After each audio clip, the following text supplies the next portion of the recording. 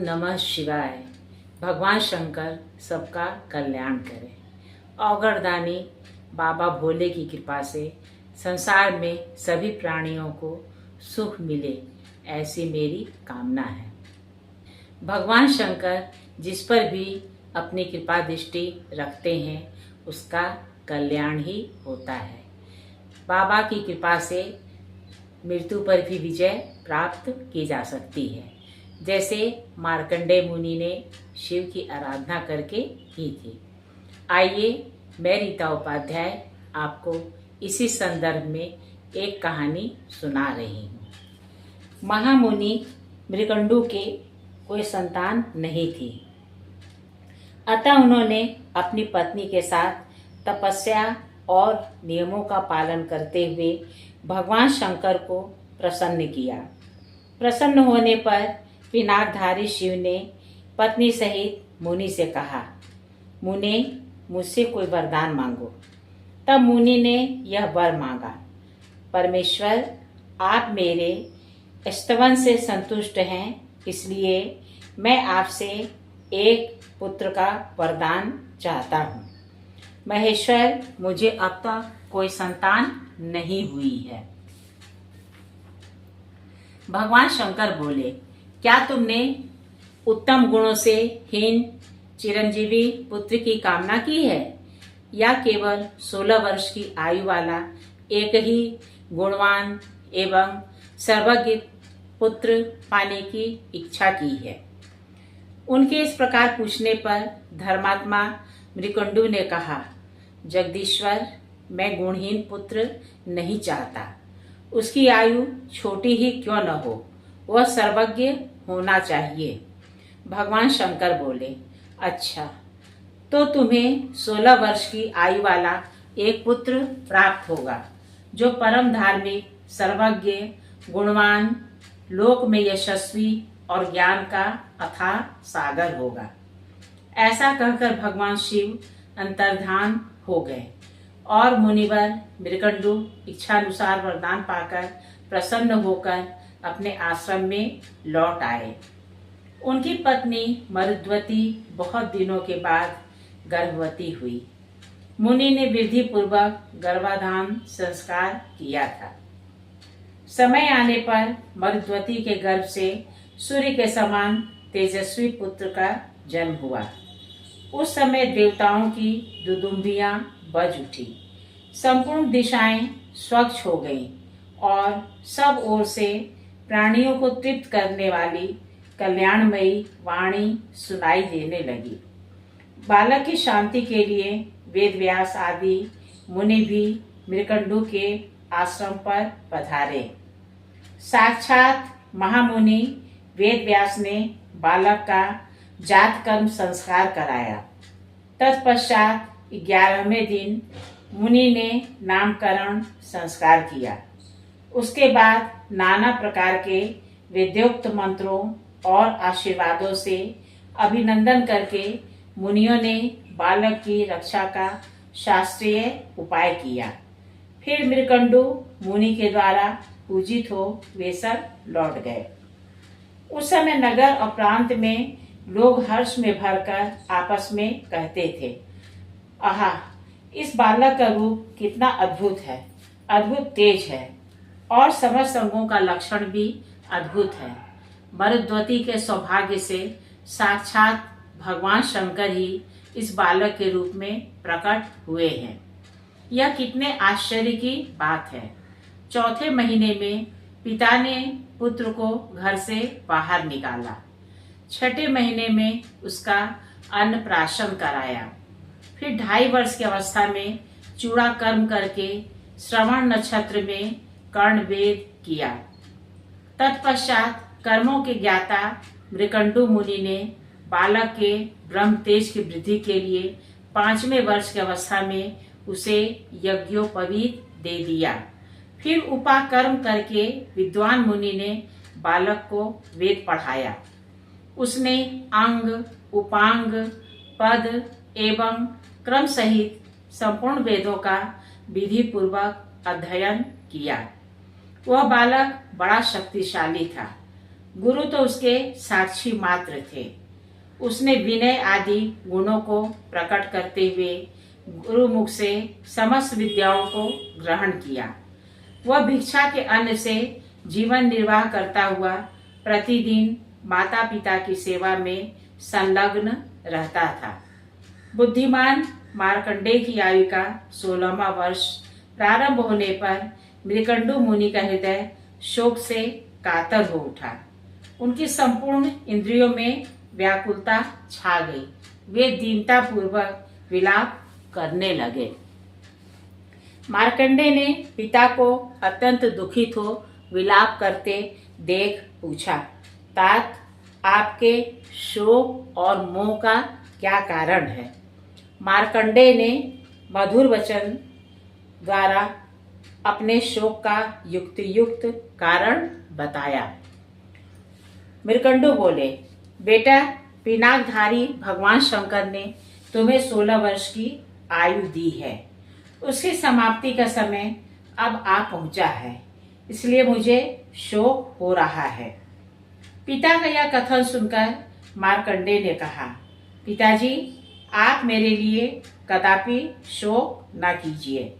मैं ऐसा यत्न करूंगा जिससे अमर हो जाऊं। महादेव जी सबको मनोवांछित वस्तु प्रदान करने वाले और कल्याण स्वरूप है। वे मृत्यु को जीतने वाले विकराल नेत्रधारी सर्वज्ञ सत्पुरुषों को सब कुछ देने वाले काल के भी काल महाकाल रूप और कालकूट विष को भक्षण करने वाले हैं। मैं उन्हीं की आराधना करके अमरत्व प्राप्त करूंगा। पुत्र की यह बात सुनकर माता पिता को बड़ा हर्ष हुआ। उन्होंने सारा शोक छोड़कर प्रसन्नता पूर्वक कहा, बेटा, तुमने हम दोनों का शोक नष्ट करने के लिए भगवान मृत्युंजय की आराधना रूप महान उपाय का प्रतिपादन किया है। तात, तुम उन्हीं की शरण में जाओ।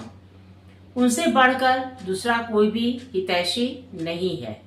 जो बात मन की कल्पना में भी नहीं आ सकती, उसे भी भगवान शंकर सिद्ध कर देते हैं।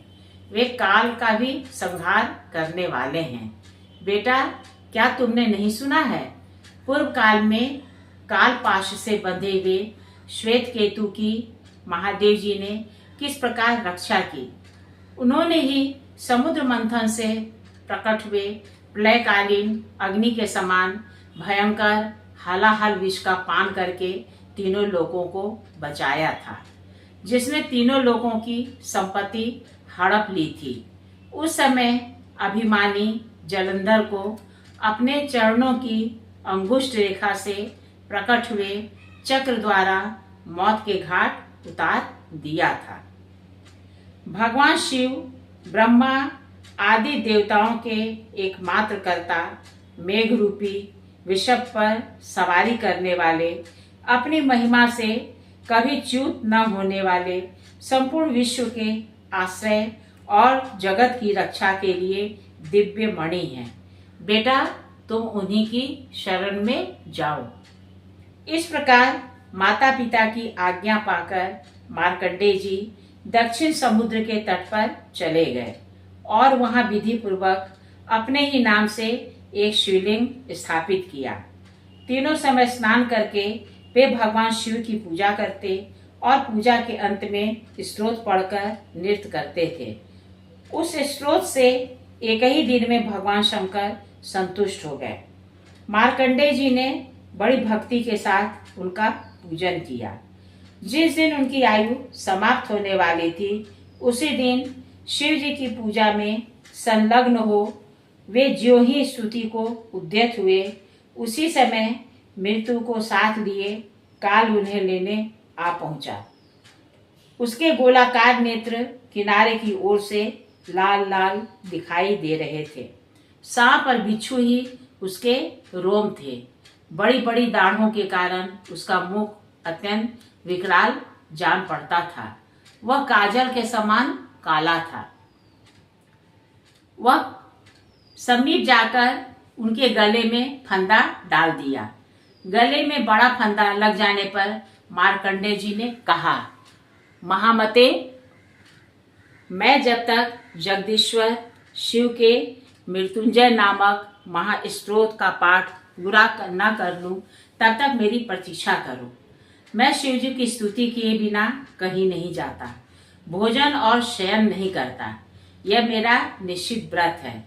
संसार में जीवन, स्त्री, राज्य तथा सुख भी मुझे उतना प्रिय नहीं है जितना कि यह शिव जी का स्त्रोत है।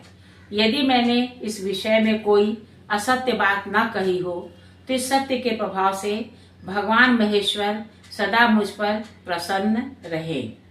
यह सुनकर काल ने मार्कंडेय जी से हंसते हंसते कहा, ब्राह्मण, मालूम होता है तुमने पूर्व काल से निश्चित की हुई बड़े बूढ़ों की यह बात नहीं सुनी है। जो मूढ़ बुद्धि मानव आयु के प्रथम भाग में धर्म का अनुष्ठान नहीं करता, वह वृद्ध होने पर साथियों से बिछड़े हुए राही की भांति पश्चाताप करता है। मैं हजारों चक्रवर्ती राजाओं और सैकड़ों इंद्रों को अपना ग्रास बना चुका हूँ, अतः इस विषय में तुम्हें क्रोध नहीं करना चाहिए, जिसका प्रयास कभी विफल नहीं होता। उस काल के उपर्युक्त वचन सुनकर शिव जी की स्तुति में तत्पर रहने वाले मार्कंडेय जी ने कहा, काल, भगवान शिव की स्तुति में लगे रहने वाले पुरुषों के कार्य में जो विघ्न डालते हैं वे शीघ्र ही नष्ट हो जाते हैं। इसलिए मैं तुम्हें मना करता हूँ। जैसे राजा के सिपाहियों पर राजा ही शासन कर सकता है, दूसरा कोई नहीं, उसी प्रकार शिव जी के भक्तों का परमेश्वर शिव ही शासन कर सकते हैं। काल, क्या तुमने मनीषी पुरुषों का यह वचन नहीं सुना है कि शिव भक्त मनुष्यों पर कहीं भी आपत्ति नहीं आती। ब्रह्मा आदि संपूर्ण देवता क्रुद्ध हो जाए तो भी वे उन्हें मारने की शक्ति नहीं रखते। मार्कंडेय जी के इस प्रकार फटकारने पर भगवान काल आंखें फाड़ फाड़ कर उनकी ओर देखने लगे, मानो तीनों लोगों को निगल जाएंगे। वे क्रोध में भरकर बोले, ओ दुर्बुद्धि ब्राह्मण, मेरा बल और पराक्रम देखो, मैं तुम्हें अपना ग्रास बनाता हूँ। तुम इस समय जिनके दास बने बैठे हो वे महादेव तुम्हारी रक्षा करे तो सही। जैसे राहु चंद्रमा को ग्रस लेता है, उसी प्रकार गर्जना करते हुए काल ने महामुनि मार्कंडेय को हठ पूर्वक ग्रसना आरंभ किया। उसी समय परमेश्वर शिव उस लिंग से सहसा प्रकट हो गए। हुंकार भरकर मेघ के समान प्रचंड गर्जना करते हुए उन्होंने तुरंत ही मृत्यु की छाती में लात मारी। मृत्युदेव चरण प्रहार से भयभीत हो दूर जा गिरे।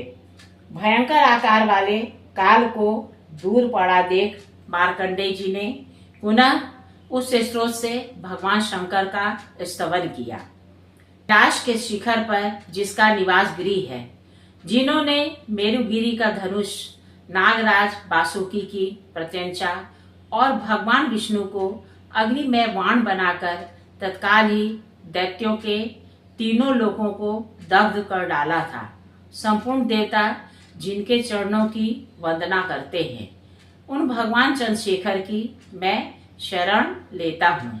यमराज मेरा क्या करेगा?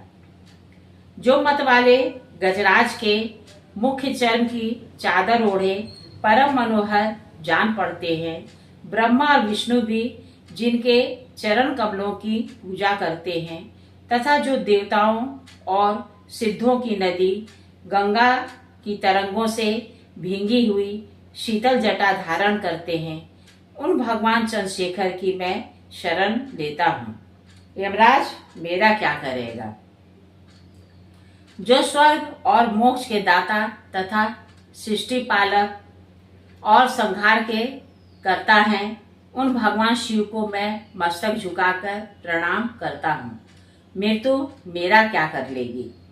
मार्कंडेय जी के द्वारा किए हुए इस स्तोत्र का जो भगवान शंकर के समीप पाठ करता है, उसे मृत्यु से भय नहीं होता है। बुद्धिमान मार्कंडेय के इस प्रकार स्तुति करने पर महादेव जी ने उन्हें अनेक कल्पों तक असीम आयु प्रदान की। इस प्रकार देवाधिदेव महादेव जी के प्रसाद से अमृत पाकर महातेजस्वी मार्कंडेय ने बहुत से प्रलय के दृश्य देखे। वरदान पाने के अनंतर महामुनि मार्कंडेय ने पुनः अपने आश्रम में लौटकर माता पिता को प्रणाम किया। फिर उन्होंने भी पुत्र का अभिनंदन किया। इसके बाद मार्कंडेय जी तीर्थ यात्रा में प्रवृत्त होकर सदा इस पृथ्वी पर विचरने लगे। यमराज भी भगवान की स्तुति करके अपने लोक में चले गए। कहिए मेरे श्रद्धालु श्रोताओं, आपको मेरे द्वारा कही गई कहानी कैसी लगी? अगर अच्छी लगी है तो कृपया से लाइक और सब्सक्राइब कीजिएगा। नमस्कार।